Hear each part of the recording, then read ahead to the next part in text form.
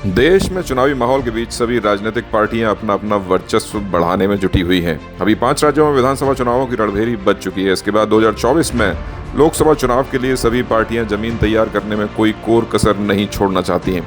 देश में लोकसभा चुनावों के लिए अभी सियासी बिसात बिछ चुकी है।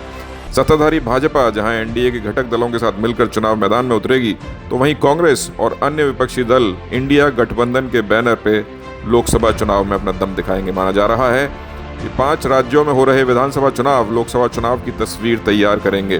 विधानसभा चुनावों को लोकसभा के सेमीफाइनल के तौर पर देखा जा रहा है, लिहाजा देश के सभी प्रमुख दल इन राज्यों के चुनाव में बेहतर प्रदर्शन करके जनता के बीच जगह बनाना चाहते हैं।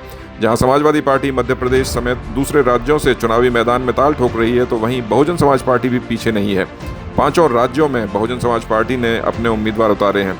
पिछले काफी समय से चुप्पी साधे बैठी बसपा मुखिया मायावती ने इन राज्यों में पार्टी के चुनाव प्रचार की कमान भी संभाल ली है। 5 राज्यों के विधानसभा चुनावों के बहाने मायावती ने भतीजे आकाश आनंद को भी पॉलिटिक्स में लॉन्च करने की योजना अंदर खाने बना ली है। हालांकि इससे पहले भी मायावती भतीजे आकाश आनंद को पार्टी की महत्वपूर्ण जिम्मेदारियां देती रही हैं, लेकिन अब मायावती ने आकाश को मध्य प्रदेश और राजस्थान में पार्टी की चुनावी कमान सौंप दी है।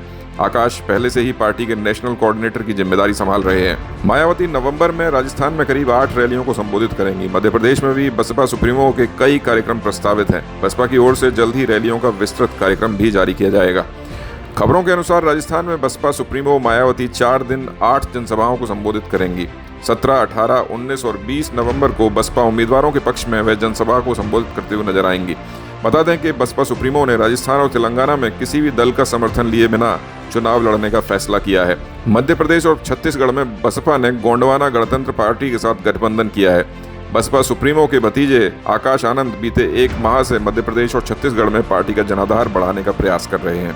वह लगातार जनसभाओं के जरिए वोटरों को बसपा के साथ जुड़ने और गठबंधन प्रत्याशियों को जिताने के लिए प्रयासरत हैं। पार्टी सूत्रों के मुताबिक मायावती नवंबर माह में 4 राज्यों में तमाम रैलियों में हिस्सा लेंगी। ये संयुक्त रैलियां बसपा और गोंडवाना गणतंत्र पार्टी के प्रत्याशियों के लिए आयोजित की जाएंगी। आकाश आनंद दोनों राज्यों में विशाल कार्यकर्ता सम्मेलन करके पार्टी का आधार मजबूत कर रहे हैं। अक्टूबर माह में उन्होंने मुरैना और रीवा में 2 बड़े सम्मेलनों में हिस्सा लिया था, जिसमें खासी भीड़ भी जुटी थी। इससे पहले आकाश ने हरियाणा और पंजाब में भी इसी तरह के सम्मेलनों में हिस्सा लेकर पार्टी का जनाधार बढ़ाने का प्रयास किया था। खास बात यह है कि इन सम्मेलनों में सत्तारूढ़ दलों के भ्रष्टाचार के मामले को जनता के बीच रखने की रणनीति अपनाई जा रही है। पार्टी सूत्रों के मुताबिक जल्द ही छत्तीसगढ़ में भी आकाश आनंद के नेतृत्व में कई जनसभाएं आयोजित की जाएंगी। यूपी में 2022 के विधानसभा चुनावों में पूरी तरह जनाधार विहीन हो चुकी बसपा को दोबारा खड़ा करने के लिए मायावती लगातार सियासी बयानबाजी तो कर ही रही हैं, दूसरे राज्यों में भी पार्टी की गतिविधियों को तेजी से आगे बढ़ा रही हैं। जनाधार विहीन हो चुकी बसपा पर भाजपा की बी टीम बनकर काम करने के भी आरोप लग रहे हैं। ऐसे में अब लोकसभा चुनाव से पहले मायावती पार्टी पर लगे इस दाग को भी धो लेना चाहती हैं। जग जाहिर है कि भाजपा के समर्थन से ही यूपी में मायावती ने सत्ता सुख भोगा था। बाद में मतभेद होने के बाद भाजपा बसपा गठबंधन छिटक गया था और मायावती के समर्थन वाली भाजपा सरकार गिर गई थी। अब देखना यह होगा कि यूपी में जनाधार विहीन हो चुकी बसपा 5 राज्यों के विधानसभा चुनावों में कितना कमाल दिखा पाती है। इससे लोकसभा चुनाव में भी मायावती को पार्टी के कद का अंदाजा लग जाएगा।